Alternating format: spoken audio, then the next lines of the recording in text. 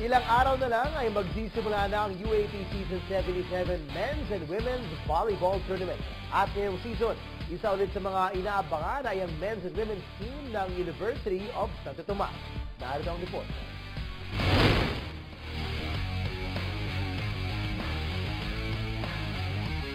Mas palaban at mas agresibo.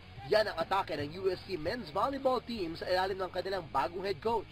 Siyempre, nostalgic kasi I started with UST High School. Gagraduate ko ng high school, diretso ako sa USC Men's Volleyball team. Siyempre, I have to do my best. Mas ginaganahan naman ng Tigers na makabawi at mag-focus sa pagpasok ng bagong season. Grabing adjustments kasi unang-una nga, nagbago yung sistema ng team. Yung kay Coach M kasi yung sistema niya is more on high sets. Kami ngayon more on fast sets kami. Balay nagkasakit po ako. So disappointed talaga ako sa nangyari. As a team captain, goal namin sa team ngayon is papasok muna sa Final Four.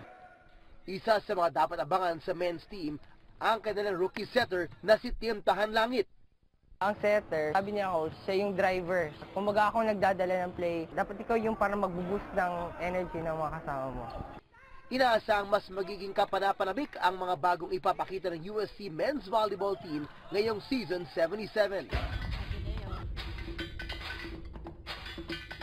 Todo ensayo naman ng USC Golden Tigresses dahil sa nalalapit na opening game nila sa November 22 kontra UE. Ang goal namin is to join the Final Four, para reformat yung team. Pinabilis namin sila and then we focus more on defense. Pinakamalaking hamon para sa team ang makabalik sa Final Four.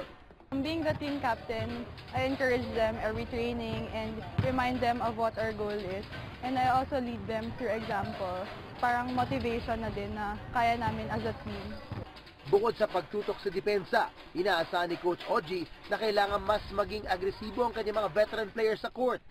Everyday during training, I try my best para makita nila na ginaganahan ako. Basta may off sa amin, talagang kinakausap ko para ma-boost ba yung moral. Ang motto namin is we win together, we lose together. So syempre doon na kami sa win, diba?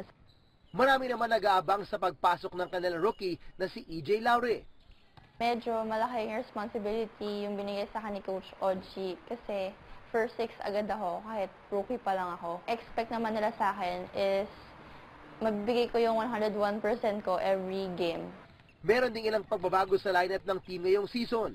5 freshman rookies ang bago sa team. Yung isa yung galing sa beach volleyball, si Rondina. And then of course, EJ Laure. Kasi napalitan din yung setter namin.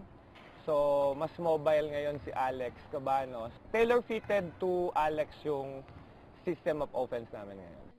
Dahil dito, excited na mga fans ng USC Women's Volleyball team na makita muli ang kanilang mga idolo sa volleyball court. Sa lahat ng sumusuporta sa UST, especially sa volleyball, we hope na you continue to support our team, especially in this coming year 18.